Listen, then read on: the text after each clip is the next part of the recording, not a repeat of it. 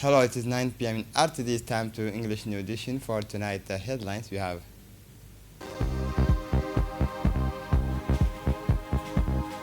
A magnitude 4.3 earthquake was recorded early this morning in the regions of Djibouti. For the international scene, a national emergency has been declared in response to historic wildfires near Madrid, Spain.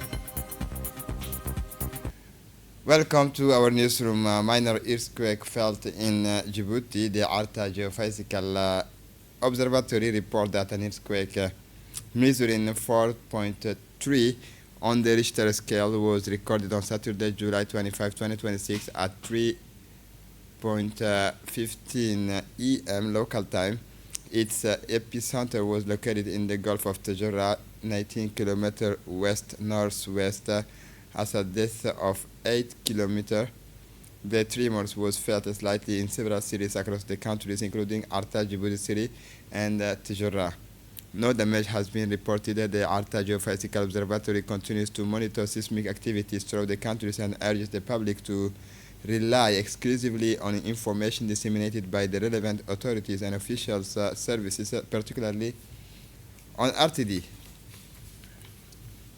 Faced with climate challenges and food insecurity, Djibouti and the Food Agriculture Organization are strengthening their strategic partnership as part of effort to enhance international cooperation.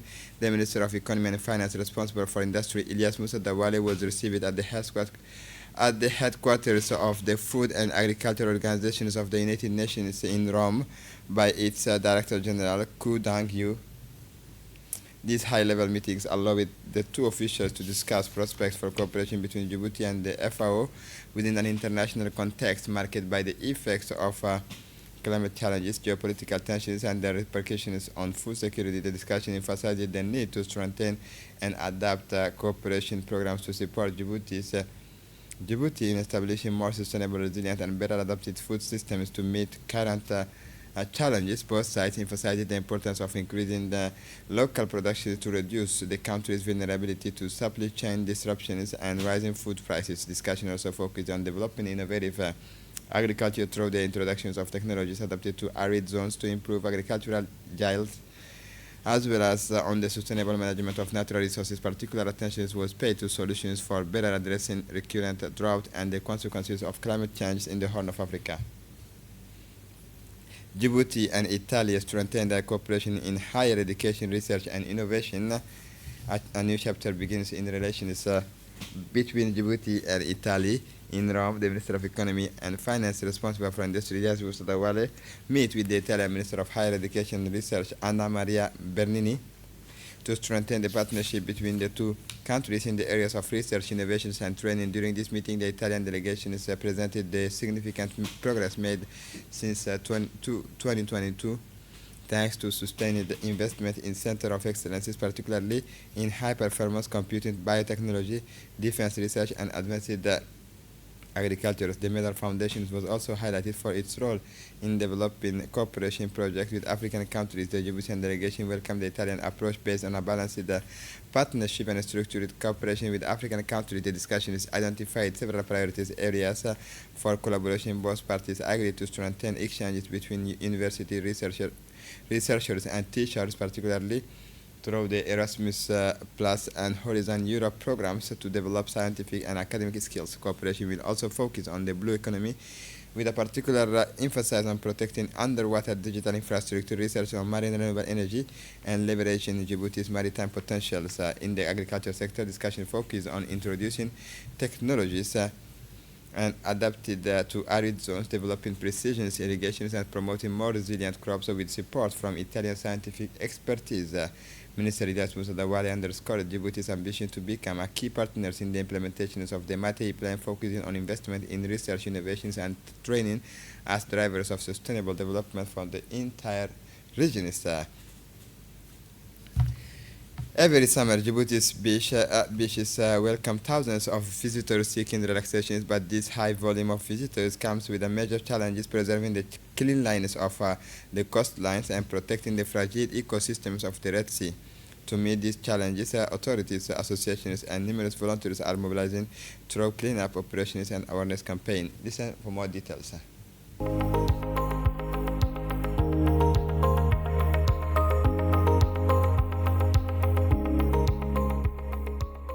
Protecting our beach, a collective commitment to preserve Djibouti's coastline.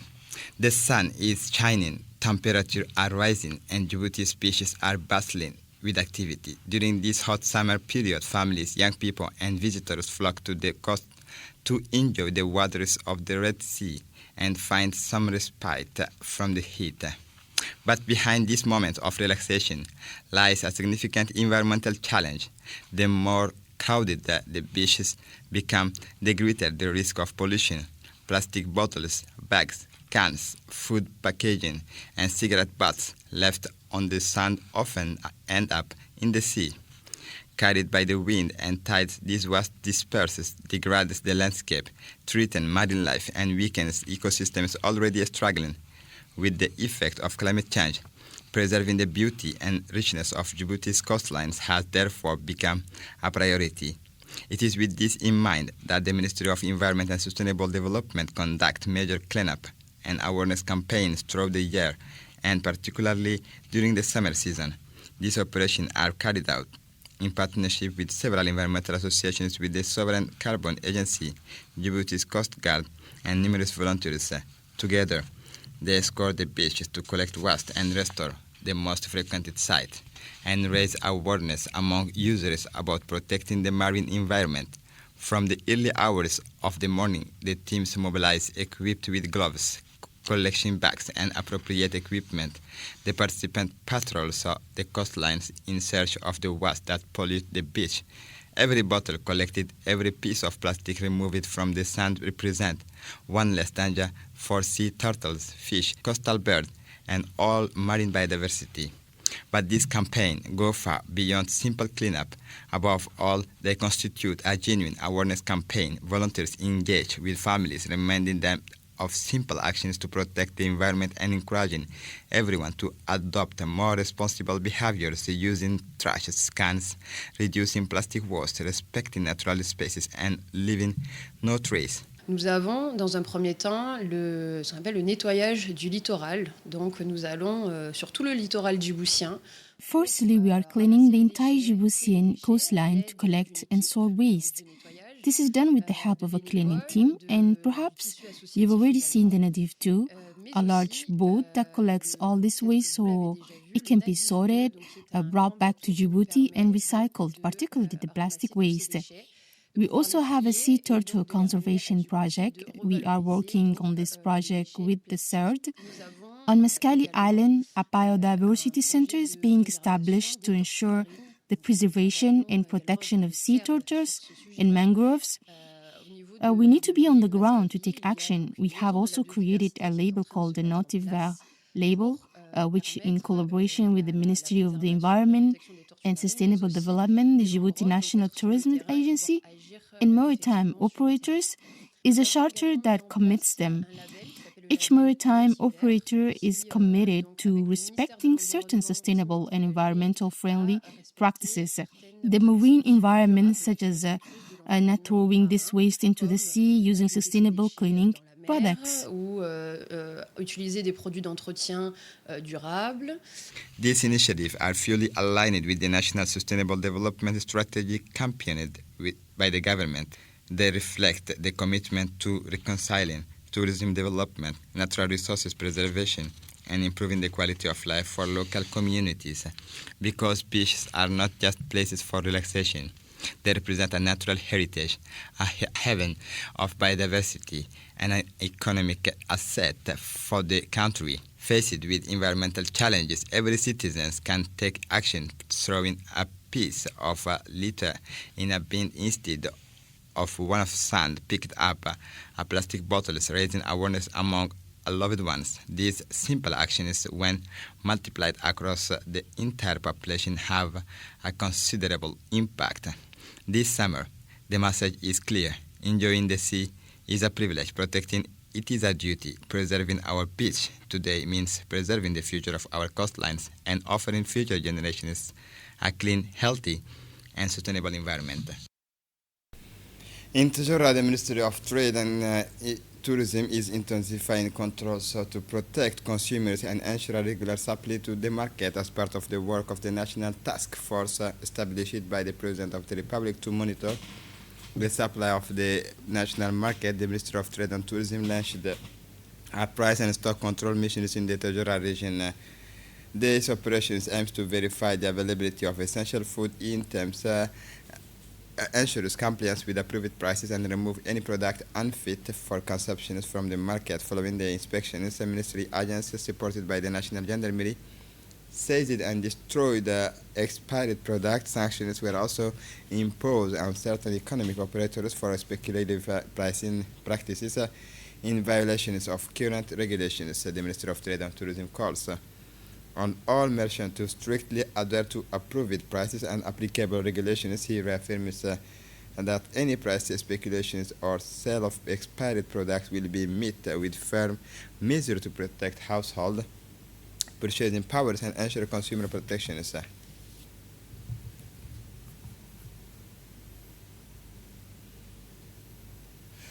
For his part, the technical advisor of the Ministry of Trade said that the Ministry of Trade, Mr. Daher Jibril Yusuf, said that the Ministry of Trade and Tourism calls on all merchants to strictly adhere to approved prices and applicable regulations. He reaffirmed that any price speculations or sale of expired products will be met with firm measures to protect household purchasing power and ensures consumer protection. The technical advisor thanked the prefect of the Tajora region and the National Gendarmerie for their availability.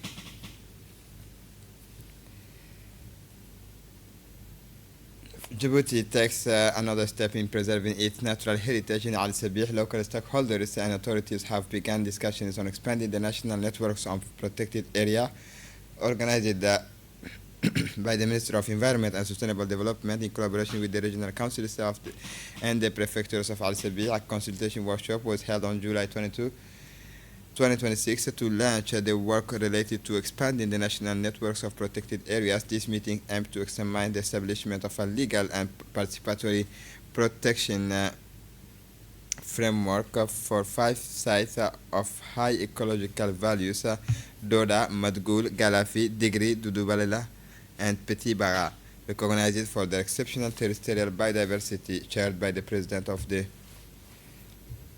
Al Sabih Regional Council, Sharmaki Hassan Al-Lale, and the Director of Communication and Planning at the Ministry of Environment and Sustainable Development, Mr. Ahmed Ali Muhammad. The workshop brought together administrative authorities, local elected officials, traditional chief and representative of the community, and youth from several localities. Participants discussed the challenges of biodiversity conservation, the effect of human activities and climate change on flora and fauna, and the mechanisms for the sustainable management of future protected areas. Discussions also focused on the delimitations, zoning, and legal classifications of these new sites. This initiative will significantly strengthen the national terrestrial conservation network, adding over 25,000 hectares and of protected areas. Following the meeting, participants expressed their support for the project, emphasizing that effective management of protected areas relies on regular evaluations. For his part, Mr. Ahmed Ali Muhammad, Director of Communication and Planning at the Ministry of Environment and Sustainable Development, said that this initiative will significantly strengthen the national terrestrial conservation networks, adding over 25,000 hectares of protected area. Their support for the project emphasizes that effective management of protected areas relies on rigorous planning, participatory governance, and regular evaluations. For his part, the deputy prefect of Al Sabih said that this meeting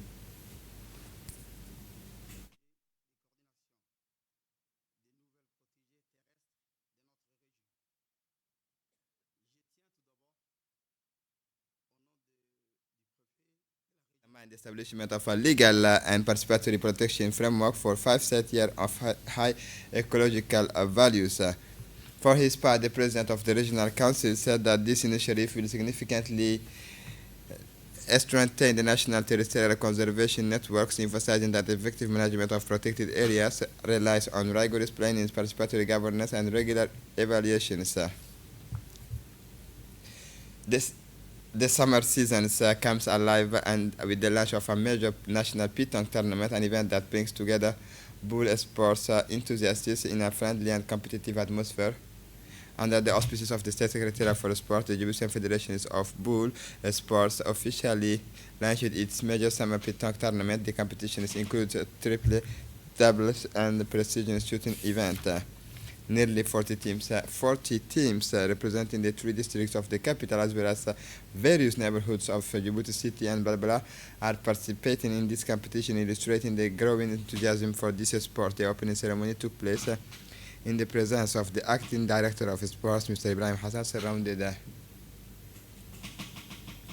surrounded by numerous players, enthusiasts, and supporters who came to witness the tournament's launch. Matches will continue throughout the summer on the esplanade in front of the RPP Sheikh Musa headquarters, where competitors will strive to distinguish themselves in an atmosphere blending precision, strategy, and sportsmanship.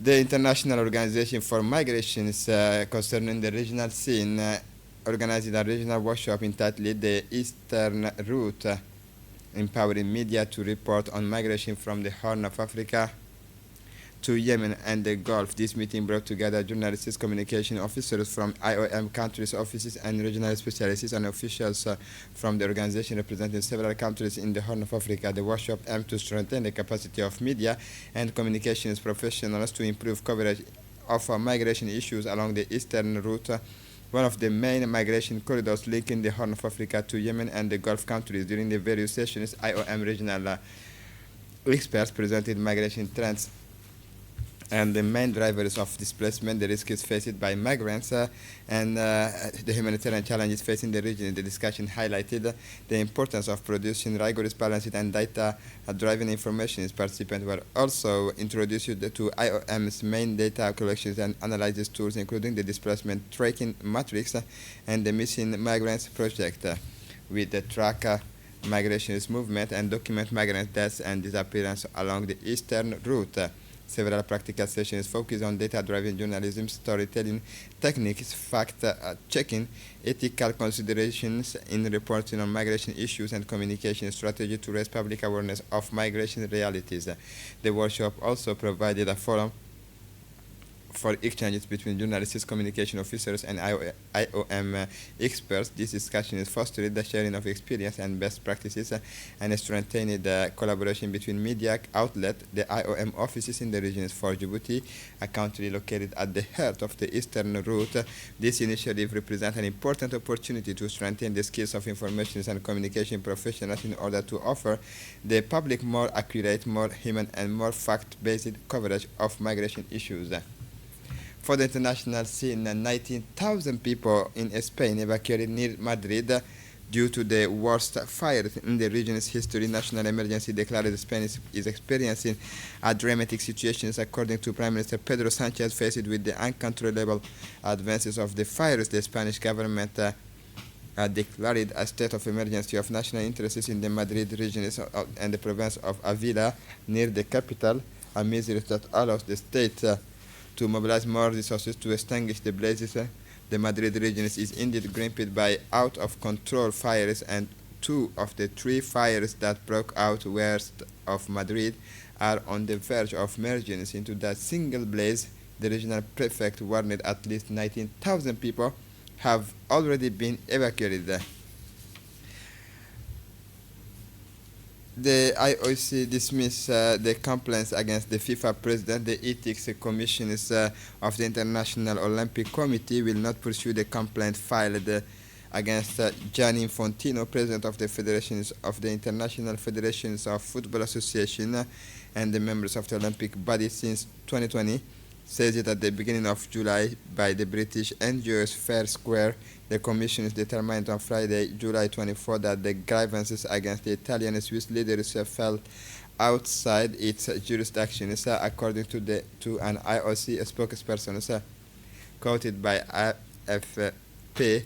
The complaints relates exclusively to FIFA decisions regarding governance and management, particularly its relations with the public authorities, as well as the applications of the rules of sports. However, under the Olympic charters, each international federation retains its independence and autonomy in its governance. The IOC therefore considers Fair Square's complaint to be outside the jurisdictions, and its ethics commissions will not lead to any formal investigation.